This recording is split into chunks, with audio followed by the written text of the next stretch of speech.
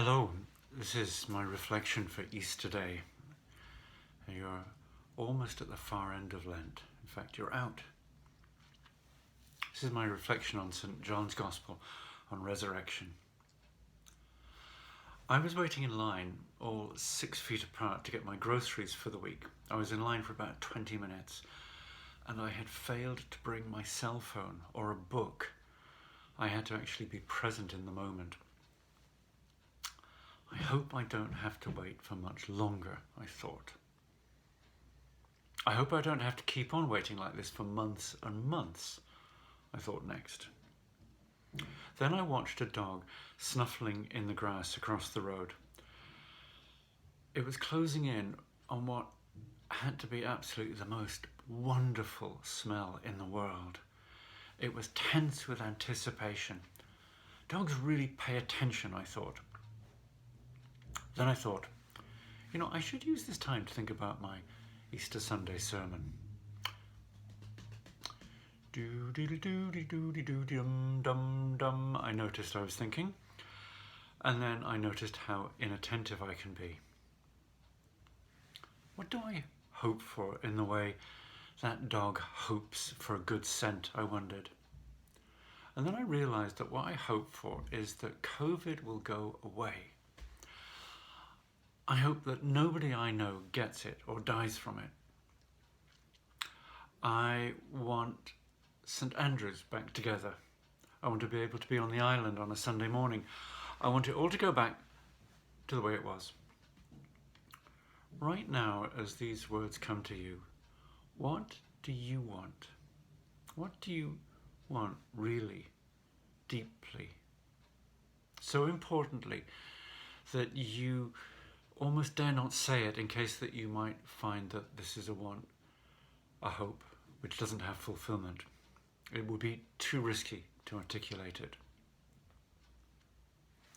Once I'd said all my hopes and put them into words, I realised that they were all about looking after me and avoiding me being hurt. These were the wants of me as a child. Once they were out, I could put them aside a little. Then I seemed to have space in my mind to think about Easter Day and the story in the Gospel. It was like I needed to clear my desk before I could start a new piece of work. Finally, I thought about Easter. I wanted to understand this story better, a story that I've probably read over 100 times. I knew Mary was the thread that I needed to follow. What was Mary wondering? What was she thinking? She had seen at the tomb that Jesus' body was gone. She had raised the alarm. 2 of the men had come, looked around, made notes, checked stuff in the way men do, businesslike. Then they left, having concluded there was nothing more there that they could do. Across the road, the guy with the dog wanted to leave, but for the dog, there was still something. Mary didn't leave. For Mary, there was still something. Can we go to the story that we know so well and ask, Lord, is there still something here for me that I haven't found? I haven't seen or heard? Mary saw angels, but it was not for angels that she was looking. The angels asked her, "Why are you crying?" Angels clearly, like the men who came and went, were not the most perceptive of beings. They've taken him away and I don't know where he is. All she wanted was to have him back. I've lost him, I've lost him, I've lost him, ran through her heart. She turned to look away from angels who didn't understand, to look away from where he wasn't.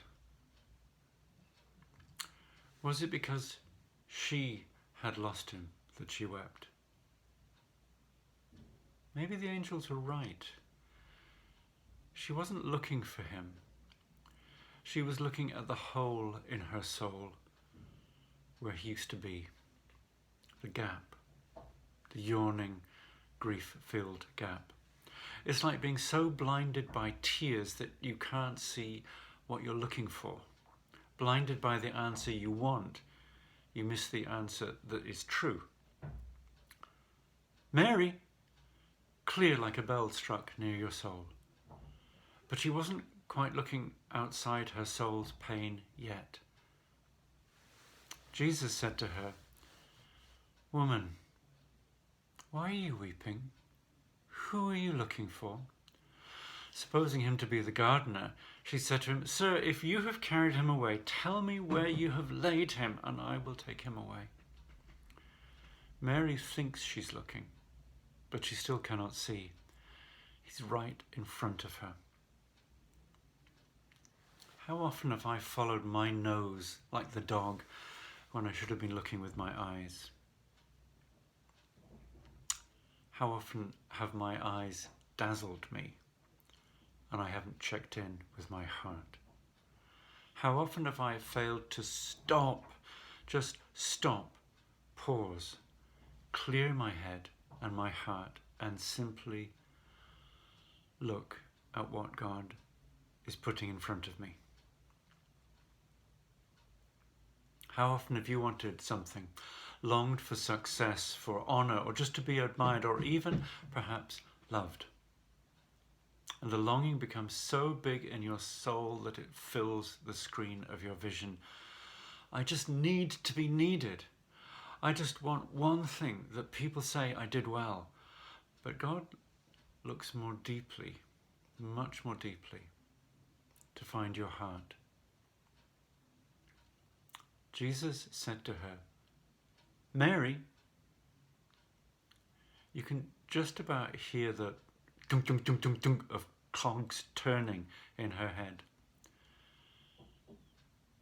Finally, she turns around, looks at him, and says in Hebrew, "Rabboni," which I think roughly means, "Oh, my dear teacher." And you almost have to smile when you hear it in the reading. It's in that moment of being touched as he uses her name. It goes right past her head, her wants, her fears and her hopes. It goes straight into her heart. All the pain, the fear, the grief, the emptiness, they'll get washed away.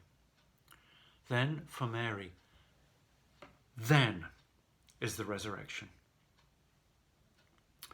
When Jesus calls you by name, when you have dared by hope or been driven by pain and grief to be unprotected of heart, then maybe, if you're looking for him, like Mary, like me once, he will call you by name and you will turn and you'll be full of joy. He probably said a lot of other things to Mary, but all we know that she said was, "I have seen the Lord. I have seen the Lord." This was the resurrection. This was the resurrection for Mary. It's a personal thing. It's an individual thing. All of it was, "I have seen the Lord." And the rest was footnotes. And he's not finished. He may be waiting for you to learn to look, to see, to listen. And he'll call your name and give you a gift of new life. And then you too will know the resurrection. Amen. Happy Easter.